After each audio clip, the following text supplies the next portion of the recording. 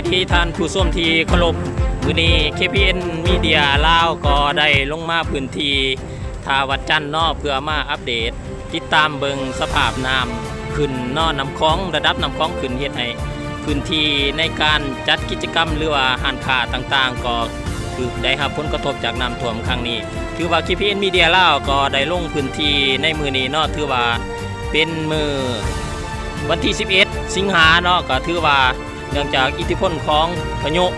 เขาในหลายๆพื้นที่ในทั่วประเทศลาวเฮ็ดให้ระดับน้ำมีการยืนขึ้นบ่ว่าจะเป็นสาขาของน้ำคลองหรือว่าน้ำคลองเองก็ดีเนาะเฮ็ดให้ระดับบางจุดที่ว่ามีพื้นที่ต่ำก็ได้รับผลกระทบจากน้ำท่วมน้ำทะลักน้ำไหลเข้าเนาะถือว่าจุดที่ข้าพเจ้ายืนนี่ก็อยู่นครราชซิตี้เนาะก็ถือว่า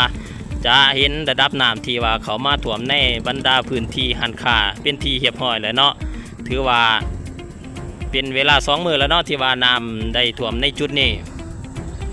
สำหรับเขาคล้องเครื่องคล้องต่างๆของพ่อค้าแม่ค้าหรือว่าห้านค้าต่างๆที่อยู่ในจุดนี้ก็ได้ค้นขึ้นมาอยู่ที่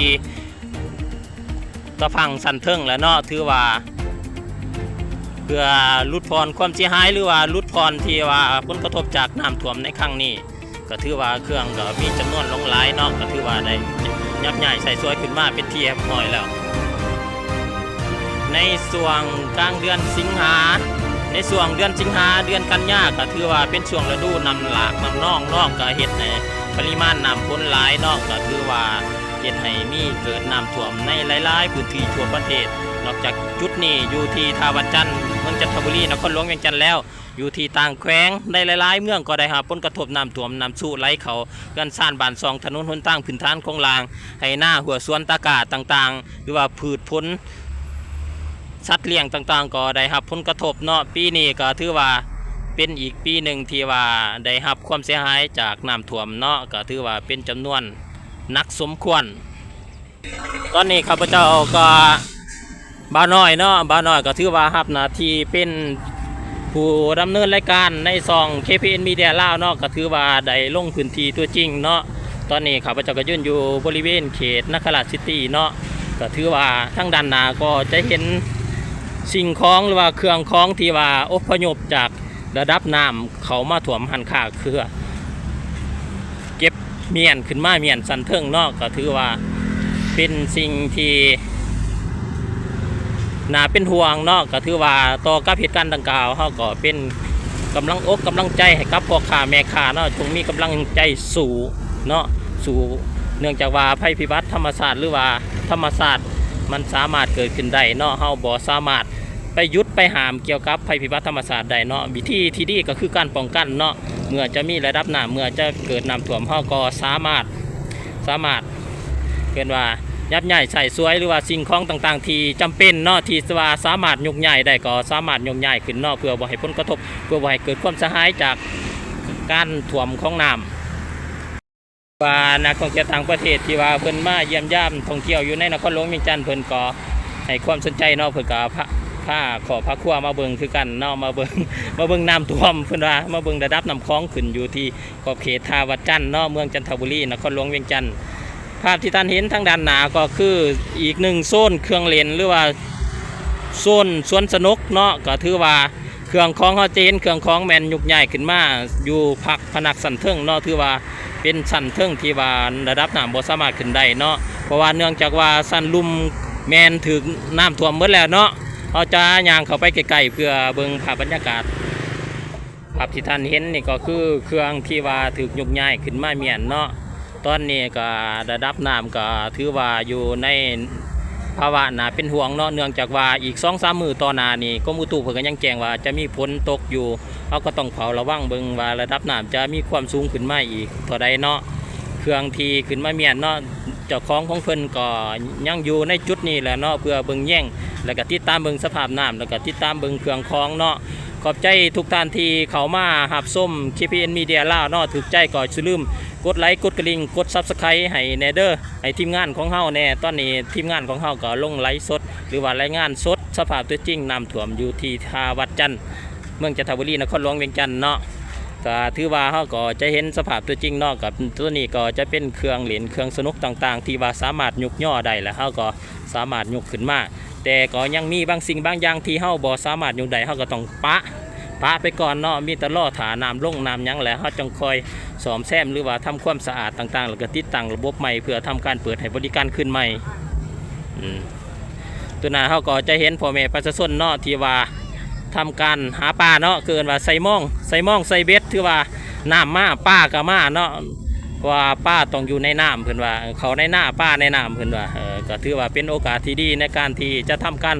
หาปูหาปลาของพ่อแม่ประชาชนเนาะ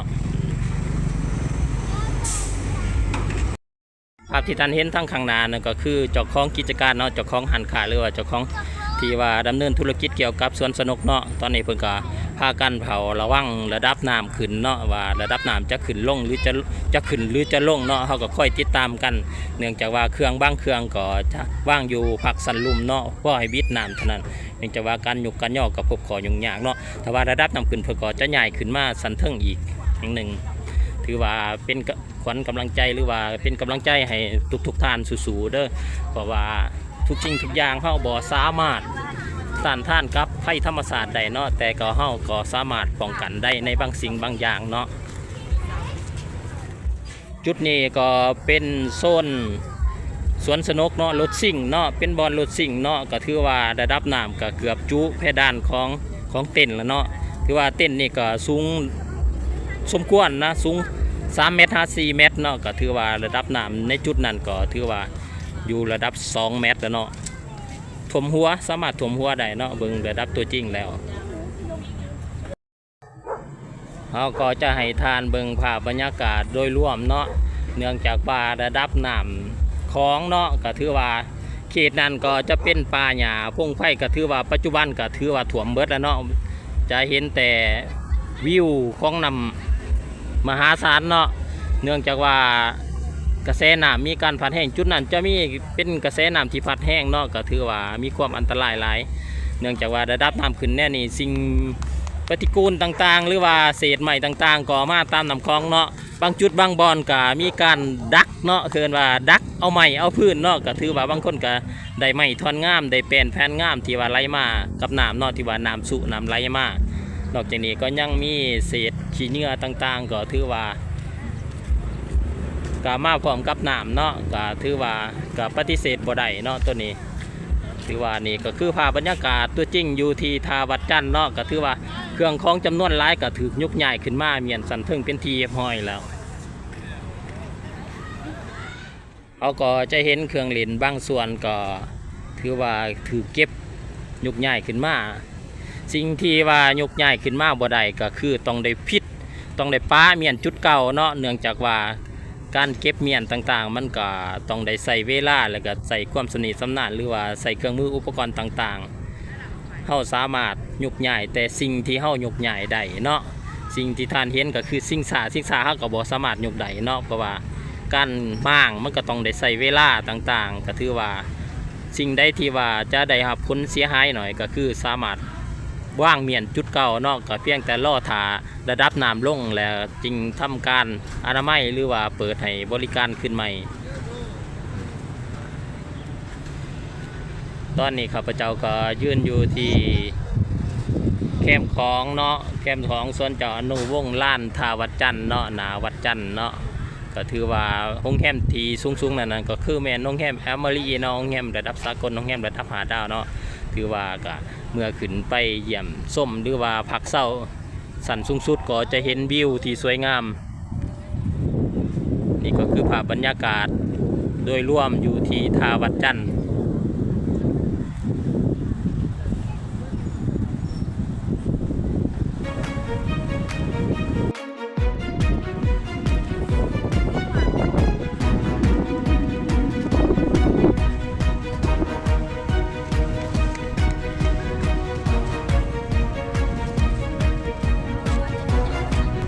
ข้าพเจ้าคิดว่าระดับน้ำยังจะขึ้นสูงกว่านี้เนาะตอนนี้ก็มีลมพัดมาอย่างแห้งเนาะถือว่า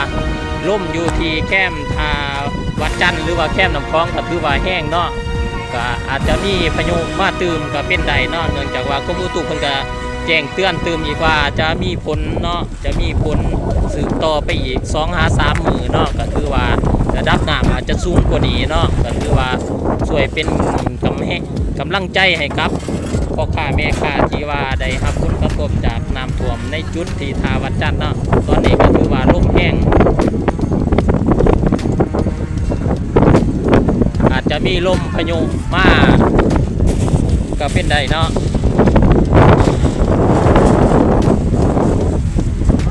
ที่ว่าเขาจะให้ทานเห็นคือว่าลมแห้งหลาย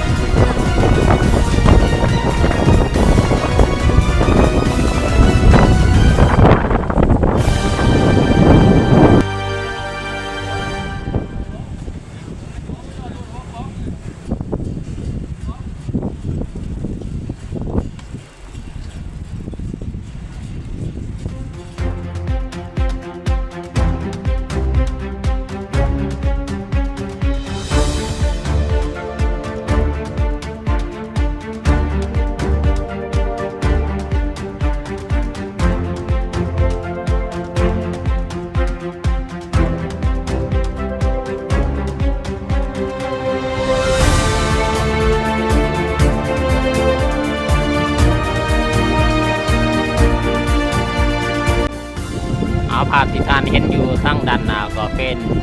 สิงสาเนาะก็คือว่าตอนนี้ก็จากเคยตั้งอยู่เทิงบกเคยตั้งอยู่เทิงดินเนาะตอนนี้ก็ตั้งอยู่กลางน้ำเนาะก็คือว่าเป็นห่วงเลยเนาะก็คือว่า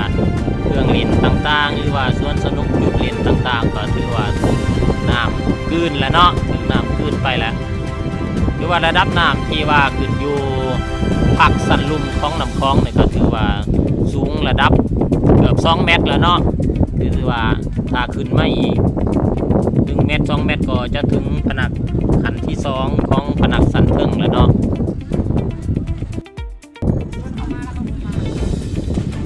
ภาพที่ท่านเห็นทางด้านหน้านั้นก็แมนโค้งหลุดสิ่งเนาะเฮือนหลุดสิ่งก็ถือว่าจะถึกน้ำท่วมเป็นที่เรียบร้อย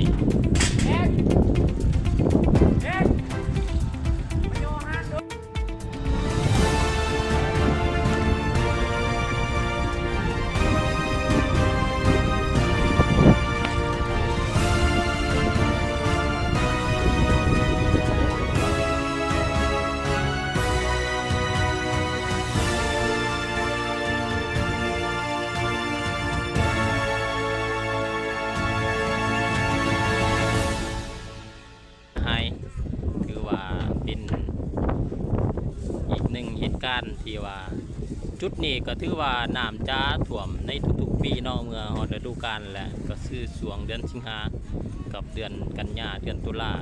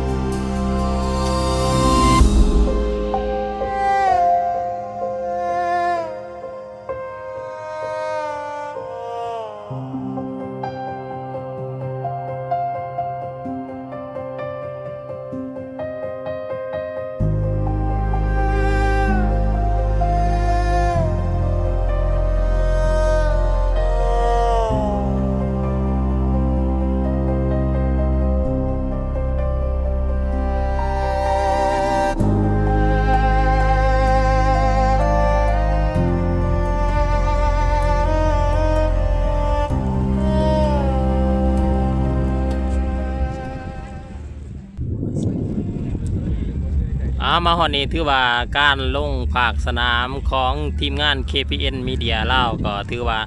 สิ้นสุดเพียงแต่เท่านี้ขอบใจ FC ขอบใจพ่อแม่พี่น้องทุกคนที่ติดตามทั้งภายในและต่างประเทศที่ติดตามการรายงานสภาพน้ำท่วมอยู่ที่นครหลวงเวียงจันทร์โดยเฉพาะท่าวัดจันทร์เมืองจันทบุรีนครหลวงเวียงจันทร์ถึกใจก็อย่าลืมกดกระลิ่งกดแชร์แล้วก็กด Subscribe ให้ทีมงานเฮาแน่เด้อพบกันในโอกาสหน้าสำหรับมื้อนี้สบายดีบ๊ายบาย